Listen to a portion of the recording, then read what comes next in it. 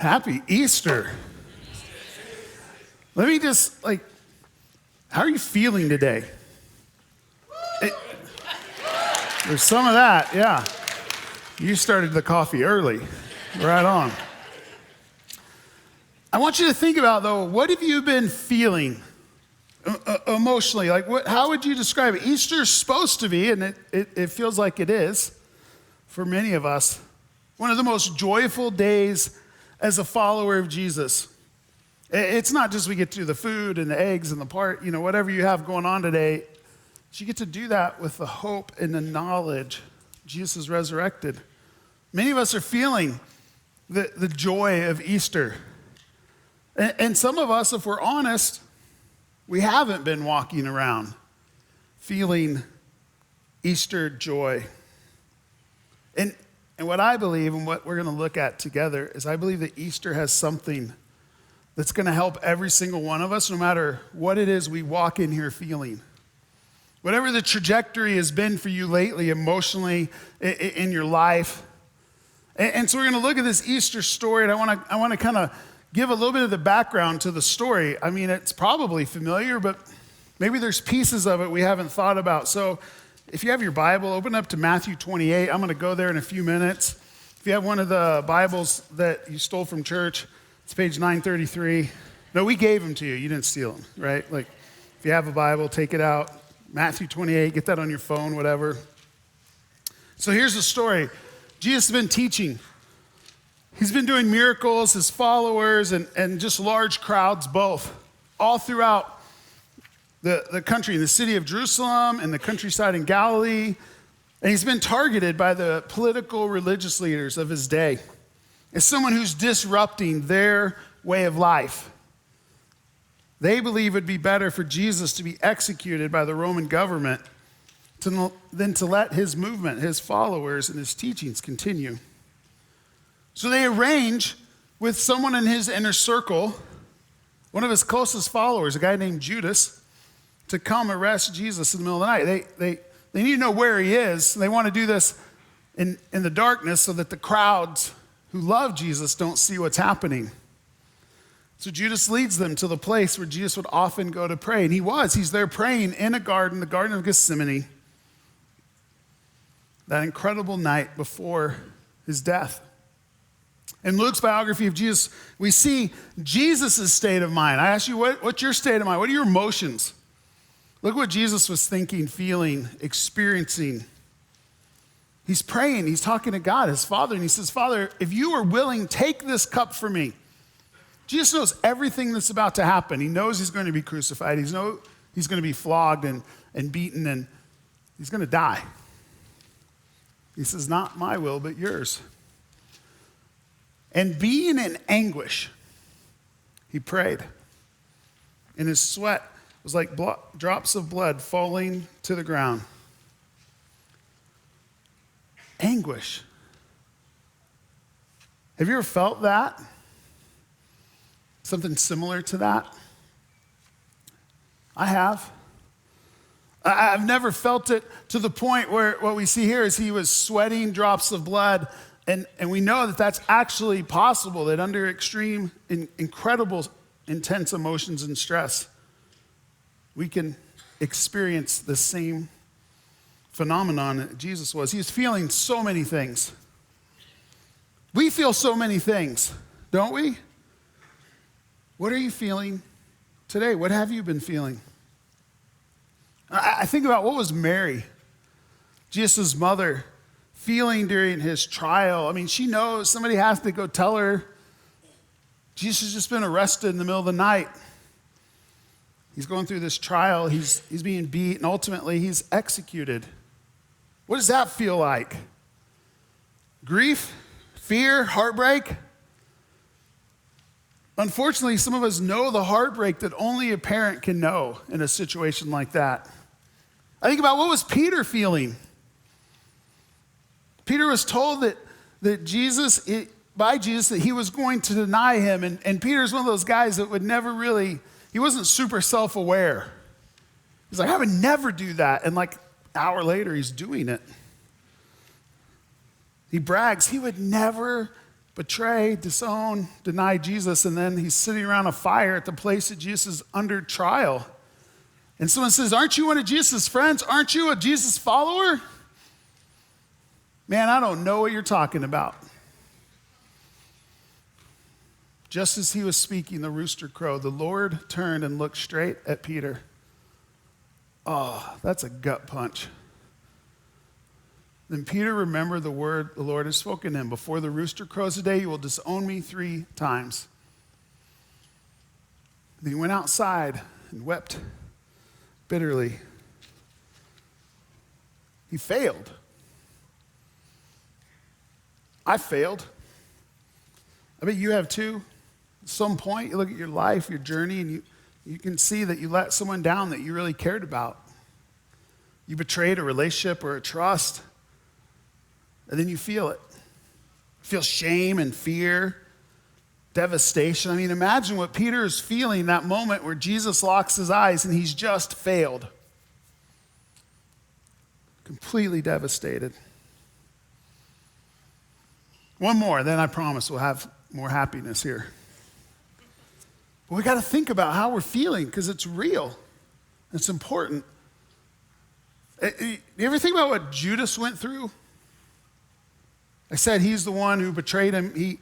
He in exchange for money, tells the guard where Jesus is.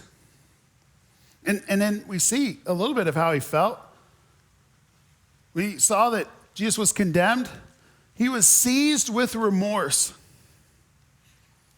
He returned the 30 pieces of silver, says, I have sinned, for I have betrayed innocent blood. How does that feel?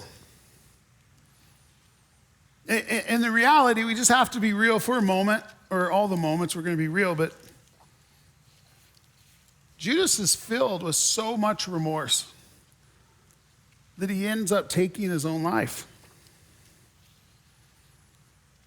Some of us have felt that.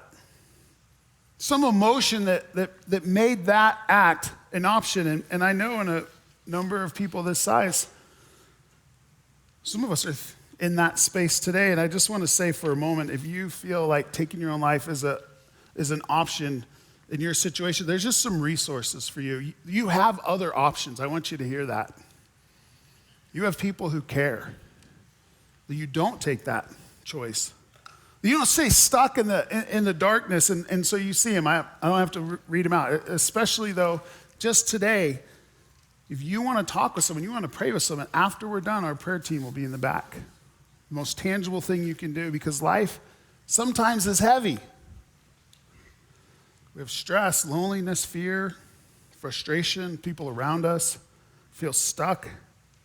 I don't know how you're feeling today, and not everyone's feeling these hard things, are we? Some of us, with this season, this day, we're incredibly joyful and full of optimism, right? We're excited about what God is doing, how our family's going. It's a good season. We have both here together.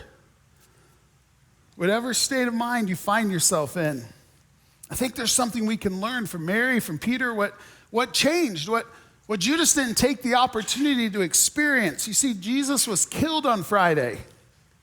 Saturday is a religious holiday. But for his followers, it wasn't a day of celebration. It wasn't a day of a great meal with the family, kicking back, watching some sports. The followers of Jesus that day was difficult. It was deep. It was dark. Saturday, that's the day it feels like God's not around. Maybe you've had some Saturdays. I know I have. Saturday's quiet. It's scary. It's when the emotions that are negative take over. You can't remember the positive ones very well. But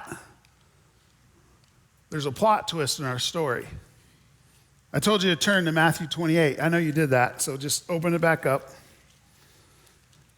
Here's what it says happened.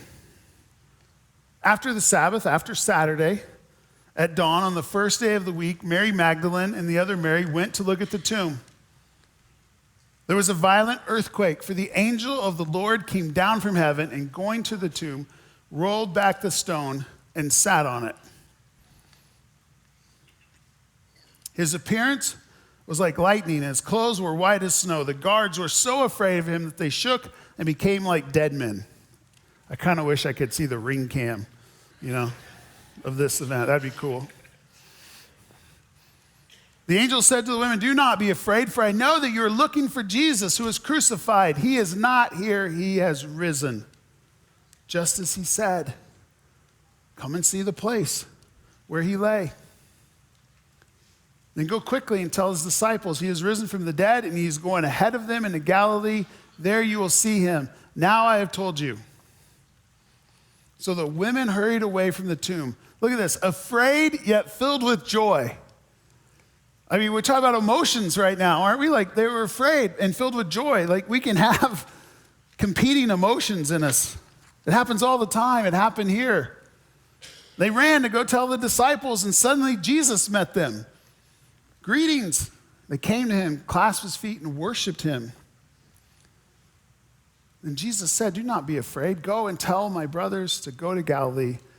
There they will see me." The resurrection changed everything.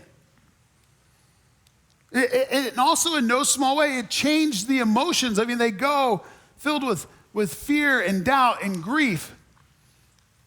At the very moment that they hear Jesus is resurrected, they see the tomb is empty. They realize he wasn't dead. Matthew points out their emotions had turned to joy. And some of us have experienced that sort of change that Easter provides. You haven't always been joyful, but you are. You didn't have contentment in your life, but Jesus and his influence, his impact in you has brought you contentment. Today, you're filled with courage, where some of us used to live in fear. Maybe you've found calm and peace when anxiety used to be the norm. I think about Peter as this most striking example of how Easter has changed someone who's changed. Remember, he's denied Jesus. He's lived in this space of Saturday. His hero is dead, that he didn't even get a chance to apologize to. He's filled with fear and shame and guilt. He's devastated by his own failure. He won't even admit he's Jesus' friend. But the resurrection changes Peter. Just a few weeks later, he's speaking to the very same people who had Jesus crucified, who were responsible for his death, the religious political leaders of Israel.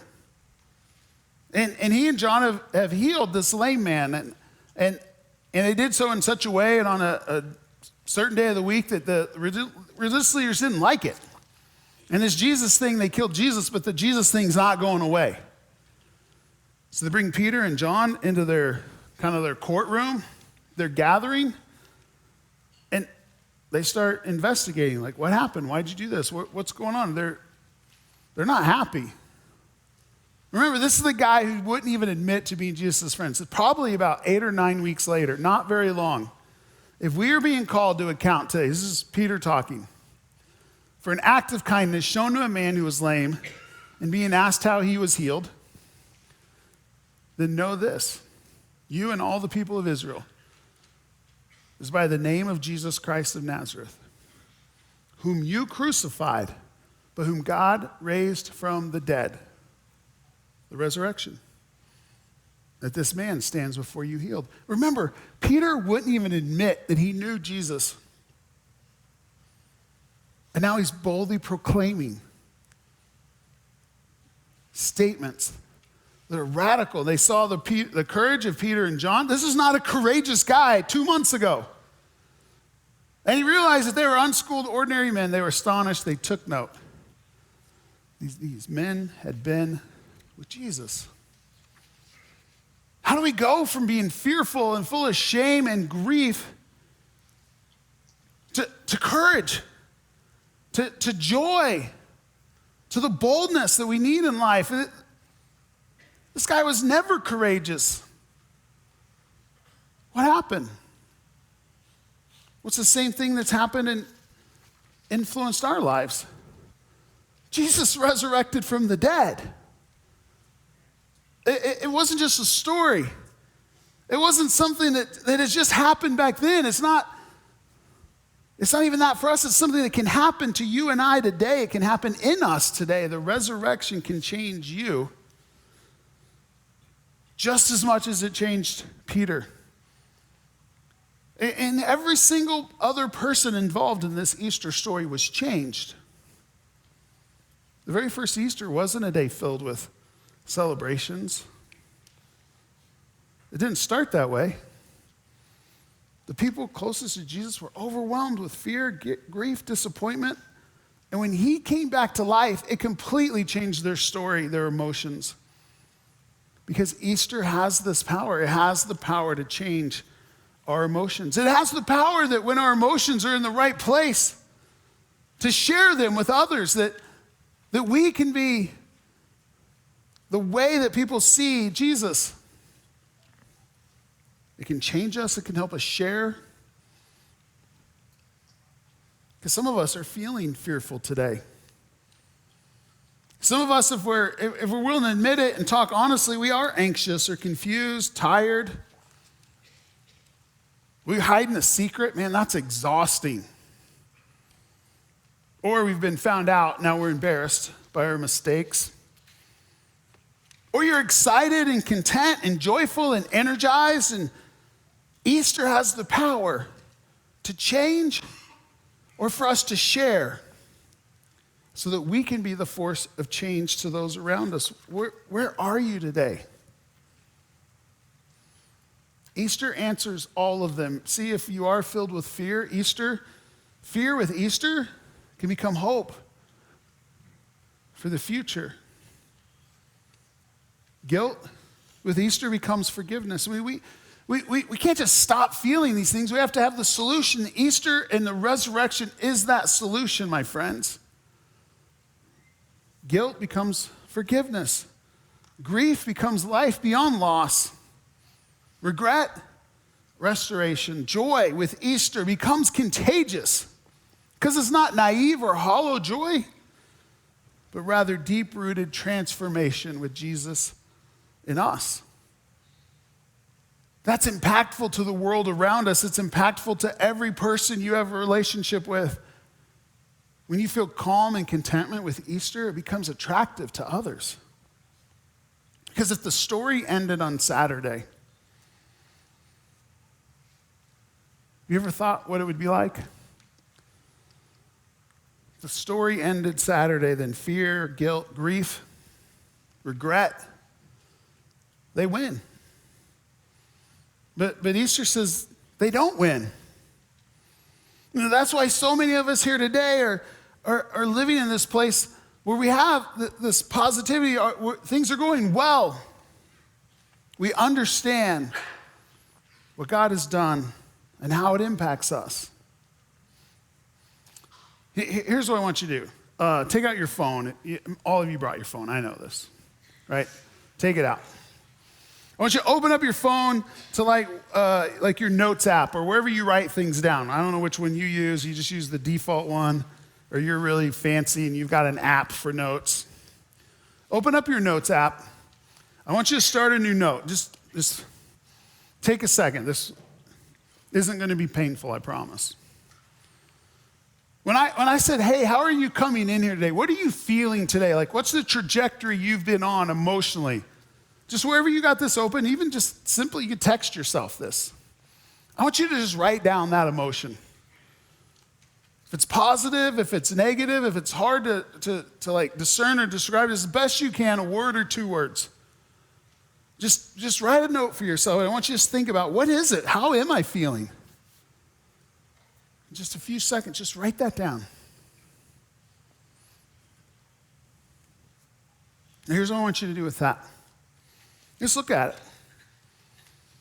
I want you just in an act of prayer, or maybe even just, you need to do it out loud. You need to just whisper under your breath. It's like, Jesus, I'm feeling fearful. Jesus, I'm so content. Thank you. I'm so anxious. will you take that, just whatever emotion you wrote down, I want you to just, here, for a few seconds, I'll be quiet. I just want you to tell Jesus about that emotion.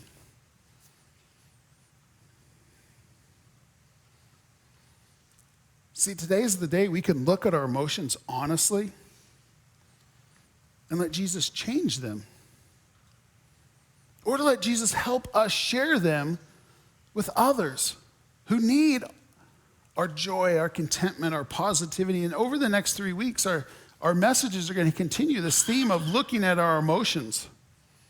We're not just going to look at 3 emotions, okay? Because there's way more than that.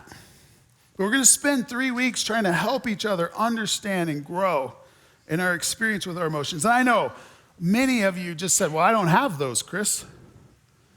I'm a guy, or whatever. I know that's super stereotypical, but I actually used to say that I had my emotions surgically removed. But that wasn't true. And maybe that note you just started, over these next 3 weeks, you come back and you join us.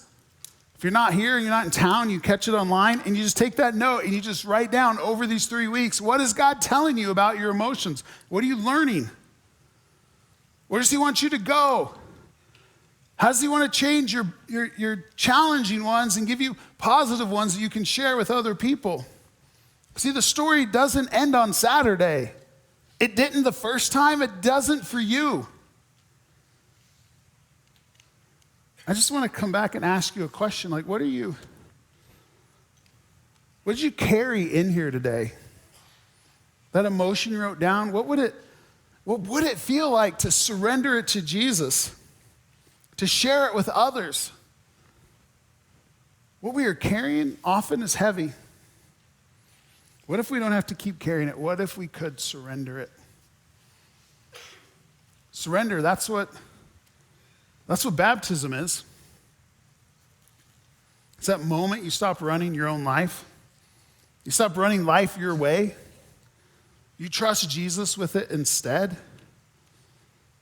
If you're sitting here and you really realize that I'm sitting in the emotions of Saturday, then take that first step. Many of us have done that. We've taken that step. We've shown that surrender to the world through our baptism, and many of us haven't.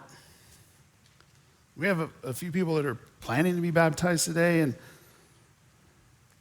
that's not when we figure it out. We don't wait till we've cleaned ourselves up or we've got it all nailed down, everything's great. It's the moment you say, I know I'm sinful. I know I've broken God's heart.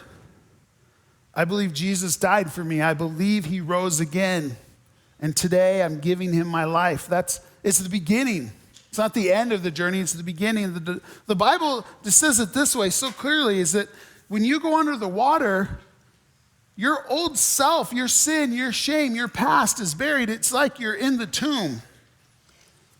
When you come out of the water, it's a picture of new life. And today on Easter, what a better day for that to be your story. Here's just what I'm asking you to consider. If you're here today and you know it's time, you're tired. You're tired of carrying the burdens. You're ready to surrender. You're ready to experience new life.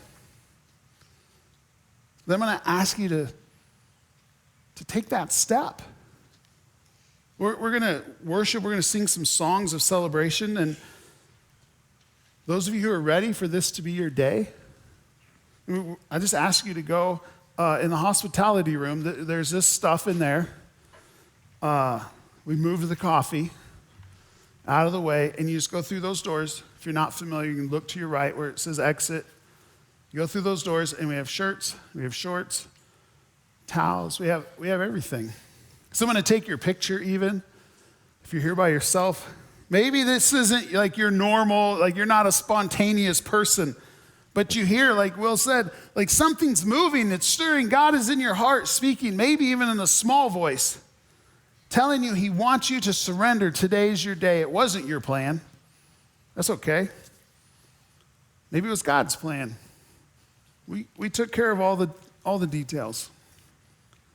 This could be the moment your story changes. So when you're ready, during this song, just make your way there. We have people to talk with you, pray with you. Decide if today's the day. Let it be the day. Your fear turns to hope. Your guilt turns to forgiveness. Your old life gives way to something brand new. Because the story didn't end on Saturday. Jesus' story didn't end on Saturday, did it? No. And neither does ours. For some of us, today's the day we start to follow Jesus. God, we love you. We thank you for Easter. We thank you for the joy. But even if we sit in something hard today, God, we want to surrender it to you, and we know that you will bring new life. The resurrection is our hope. And God, I just pray that as you stir in our hearts, that we will listen to that stirring. We will simply listen to what your voice is saying, Jesus. We thank you. We pray all of this in your name. Amen.